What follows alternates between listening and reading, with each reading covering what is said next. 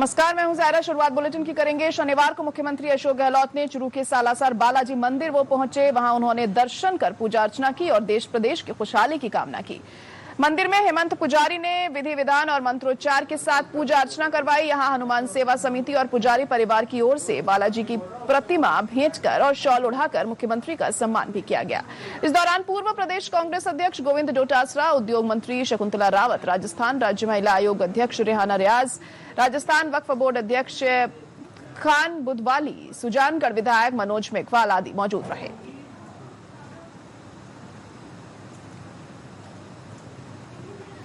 चित्तौड़गढ़ जिले के मंगलवाड़ इलाके में एक निजी बस पलटने से 24 से ज्यादा यात्री घायल हो गए। घायलों को अलग अलग अस्पतालों में भर्ती करवाया गया है, जिनमें से कुछ की हालत गंभीर बताई जा रही है। यात्रियों ने बताया कि बस बड़ी सादरी से फतेहनगर जा रही थी और रास्ते में मंगलवार से कुमारखेड़ा गांव के पास ड्राइवर ने नियंत्रण खो दिया और बस पलट गई।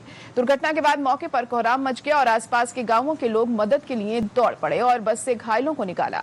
सूचना पर पुलिस भी मौके पर पहुंची। पता चला कि घायलों में से कुछ को ओकाला हॉस्पिटल में भर्ती करवाया गया है, कुछ को मंगलवाड़ और भादसोड़ा सामुदायिक स्वास्थ्य केंद्र ले जाया गया, जहां इलाज कर 108 की एम्बुलेंस से चित्तौड़गढ़ सांवरिया हॉस्पिटल रेफर किया गया। मौके पर मंगलवाड़ थाना पहुंचे और घायलों को अलग अलग हॉस्पिटल में पहुंचाया गया। थाना अधिकारी ने बताया कि बस चालक के खिलाफ मामला दर्ज कर कार्रवाई प्रारंभ कर दी गई है। वहीं इतना बड़ा एक्सीडेंट होने के बाद कंप्यूटर ऑपरेटर घायल व्यक्तियों के टांके लेते हुए दिखाई दिया, जबकि डॉक्टर अपने चैम्बर में बैठे रहे।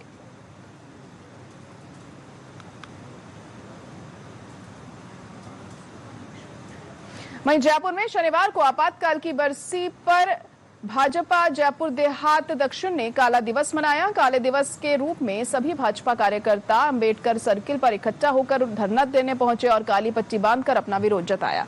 इस मौके पर वक्ताओं ने कहा कि 25 जून 1975 से 21 तक भारत में आपातकाल घोषित था। तत्कालीन राष्ट्रपति फखरुद्दीन अली अहमद ने तत्कालीन भारतीय प्रधानमंत्री इंदिरा गांधी के कहने पर भारतीय संविधान के अनुच्छेद 352 के अधीन आपातकाल की घोषणा कर दी। स्वतंत्र भारत के इतिहास में यह सबसे विवादास्पद और अलोकतांत्रिक काल था।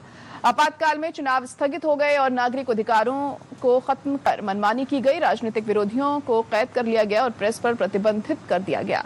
संजय गांधी के नेतृत्व में बड़े पैमाने पर पुरुष नसबंदी अभियान चलाया गया। ये भारतीय लोकतंत्र का वैदाग है जो कभी मिट नहीं सकता। गांधी जी के राज में ये लोकतंत्र की हत्या की गई, सारे पेपर्स को सेंसरशिप किया गया, सब नेताओं को जेल में डाल दिया गया है। भारतीय जनता पार्टी कार्यकर्ता इस देश को याद रखे कि किस तरह से कांग्रेस ने अपने ज़माने में इंदिरा गांधी ने ये देश के पूरे विश्व के सबसे लोकतांत्रिक देश पे काला धब्बे का दिवस ये 25 जून करार दिया गया। इसको आगे ऐसा कार्यक्रम नहीं हो, हम कांग्रेस का बहिष्कार करें, हम भारतीय जनता पार्टी का साथ देके लोकतंत्र की रक्षा करें, ये हमारा कहना है। वहीं राजस्थान के मुख्यमंत्री अशोक गहलोत ने कहा है कि विधायकों ने जो कुछ मांगा उन्हें सब दिया गया। कोठियारी में पूर्व विधायक समरलाल मोर की प्रतिमा का अनावरण के दौरान उन्होंने ये बात कही। वहीं उन्होंने श्रद्धा शिक्षा बालिका महाविद्यालय का लोकार्पण भी किया। मुख्यमंत्री गहलोत ने लक्ष्मणगढ़ और फतेहपुर में प्रस्तावित उपजिला अस्पतालों के लिए 82 करोड़ की वित्तीय स्वीकृति भी जारी की है। उन्होंने कहा कि हम चाहते हैं कि राज्य में एक बार फिर कांग्रेस सरकार आए। सीएम ने कहा कि राज्य में ऐसी योजना में लागू की गई जिसकी चर्चा पूरे देश में हो रही है। वहीं कार्यक्रम में राजस्थान कांग्रेस अध्यक्ष महेंद्र सिंह डोटासरा ने कहा कि प्रदेश के 25 सांसद केंद्र फूटी कौड़ी नहीं ला सके। 3rd ग्रेड को छोड़कर शिक्षक का खुलकर ट्रांसफर किया गया। डोटासरा ने कहा कि गहलोत राज में चौमुखी विकास हुआ है। विधायकों ने एकजुटता दिखाई, सरकार लगी है हमारी और हम कसम नहीं छोड़ने का बिना भेदभाव। शिक्षा के क्षेत्र में आप बताओ 200 कॉलेज जो है, 70 साल में 250 कॉलेज खोली थी राजस्थान के अंदर और अभी हमने 3 साल में 250 तो खोली 70 साल में और मैंने 3 साल में खोल दिए 211 कॉलेज खोल दिए। 3 साल में 211। आप खोलने वाले और गोविंद डोटासरा खिलाने वाला तो क्या नहीं हो सकता। आपने एसडीएम भी खोल दिया और अब की बात तो और जोरदार काम कर दिया हमारे युवा साथियों के लिए। मैंने कहा था कॉलेज लक्ष्मणगढ़ में तो दे दी, वहां पर पानी का एक्शन ऑफिस दे दिया, बिजली का एक्शन ऑफिस दे दिया, नहीं करता, लेकिन 40 30 कॉलेजें खोलनी पड़ी केवल गोविंद डोटासरा के आग्रह के ऊपर नेशवादी कॉमन सेंस शिक्षा कॉलेज खोलने के लिए। राजस्थान में तबादलों का दौर शुरू होते ही आरोप प्रत्यारोप और नाराजगी का सिलसिला भी शुरू हो गया है। अपने क्षेत्र में तबादलों से नाराज किशनपोल से कांग्रेस विधायक अमीन कागजी अपने समर्थकों के साथ चिकित्सा मंत्री परसादी लाल मीणा के आवास पर पहुंचे और धरना दे दिया। इस दौरान अमीन कागजी के साथ आए समर्थकों ने जमकर नारेबाजी भी की। चिकित्सा मंत्री परसादी लाल मीणा और विधायक अमीन कागजी के बीच जमकर नोकझोंक भी हुई। मंत्री ने विधायक को धरने से समझाने की भी कोशिश की, लेकिन वो नहीं माने। दरअसल विधायक अमीन कागजी की नाराजगी ये थी कि उनके क्षेत्र में 4 अल्पसंख्यक वर्ग से जुड़े डॉक्टर थे जिनका तबादला बगैर किसी जानकारी के किया गया और बाहरी डॉक्टरों को उनके क्षेत्र में भी उनकी जानकारी के बगैर लगाया गया। उन्होंने साफ तौर पर मंत्री को कहा कि उनके इलाके में वही डॉक्टर और अधिकारी आएंगे जिसकी वो सिफारिश करेंगे। पिछले 2-3 ऑर्डरों में जो मुस्लिम डॉक्टर्स लेके आए थे वो 4 डॉक्टर्स पिछली लिस्टों में ट्रांसफर हो गए। इस बात को लेकर लोगों में बहुत जनाक्रोश था। आज मेरे बंगले पे बहुत सारे लोग आए। मैं कल मंत्री जी से मिला तो मंत्री जी से मैंने आग्रह करा था कि इस तरीके से जो ट्रांसफ़र हो रहे हैं वो ठीक नहीं है। जिस इलाके से हम भारी प्रचंड बहुमत से जीत के आते हैं वहाँ से PSC CSC से 4 मुस्लिम डॉक्टरों के ट्रांसफ़र हो जाते हैं। इस बात का मैंने कल विरोध किया था और मैंने उनसे रिक्वेस्ट करी थी मंत्री जी से कि ये जो डॉक्टर्स हैं इनको वापस रिस्टेन करें, वापस लेके आएँ। तो मंत्री जी ने कहा कि एक बार ऑर्डर निकल गए, आप उनको बोलिए कि वो ज्वाइन कर लें, अगली लिस्ट में उनको वापस लेके आएँ।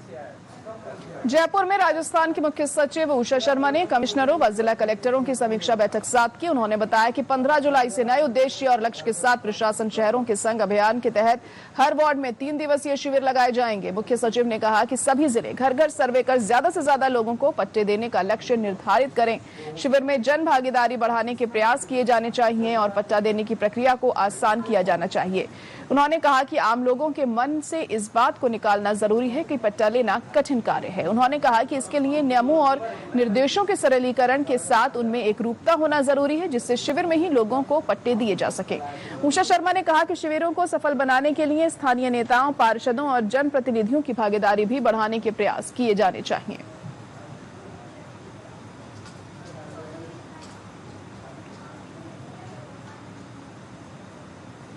वहीं राजस्थान में आपातकाल को लेकर बीजेपी ने काला दिवस मनाया। इसे लेकर बीजेपी के प्रदेश अध्यक्ष डॉक्टर सतीश पुनिया ने कांग्रेस पर जमकर निशाना साधा।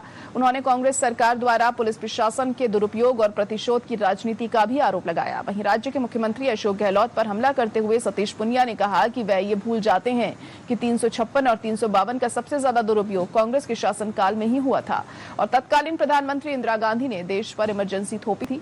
सतीश पुनिया ने कहा कि कांग्रेस और नेताओं के मुंह से लोकतंत्र की दुहाई देना अच्छा नहीं लगता। पुनिया ने कहा कि लोकतंत्र की बात करना सीएम गहलोत और कांग्रेस के नेताओं को इसलिए शोभा नहीं देता क्योंकि देश पर आपातकाल कांग्रेस ने ही थोपा था। मौजूदा सरकार इसकी बुनियाद जुगाड़ से हुई थी और सरकार भी जुगाड़ से ही चल रही है। जो अंतर्कलह और अंतर्विरोध है उसको थामने का काम और थमने का काम नहीं हो रहा। आलाकमान की कमजोरी तो दिखती है, लेकिन इस तरीके से कोई मुख्यमंत्री बेबस, लाचार और असहाय होगा ये राजस्थान में पहली बार हुआ है। और ये कारण है सीधे सीधे कांग्रेस का बहुमत न होना। वो अल्पमत की सरकार चला रहे पार्टी के भीतर भी और पार्टी के बाहर भी। और इसलिए इस तरीके की जो चीजें होती हैं वो हेमाराम जी के धरने से लेकर, भरत सिंह जी की चिट्ठी से लेकर, सदन में रामनारायण मीणा जी के भाषण तक, यहाँ तक सीमित नहीं है। एक बहुत व्यापक तरीके से अंतर्विरोध है, अंतर्कलह है। और एक ब्रेक के लिए रुकेंगे, यहाँ पर जल्द लौटते हैं।